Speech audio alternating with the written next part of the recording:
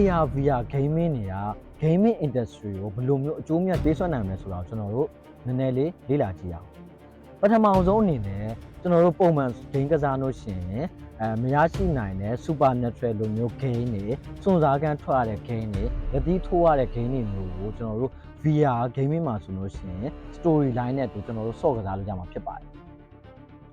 ပြီးတော့ဒီ VR game မှာဆိုလို့ရှိရင်လုံးဝ immersive ဖြစ်တဲ့ gaming environment တစ်ခုလုံးကြီးက game ဆော့ရဲ့သူကိုပို့ပြီးဆွဲဆောင်နိုင်တယ်ပြီးတော့ဒီ AR VR accessory တွေက premium ဖြစ်တဲ့အတွက်ကြောင့်မို့လို့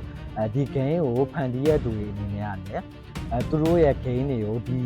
AR VR ထဲမှာ exclusive game တွေအနေနဲ့ထည့်သွင်းအသုံးပြုလို့ရတယ်အဲ့လိုမျိုးထည့်သွင်းအသုံးပြုလို့ရတဲ့အတွက်ကြောင့်မို့လို့ copyright ညှိမှာမျိုးတွေ credit မရမှာမျိုးတွေကိုစိုးရိမ်ကြမလို့တော့ဘူးအခုလိုမျိုးအချက်တွေကို AR VR ဒီ gaming industry ကိုလုံးဝအကျိုးမြတ်အနေနဲ့ပြည့်စုံနိုင်မှာဖြစ်ပါတယ်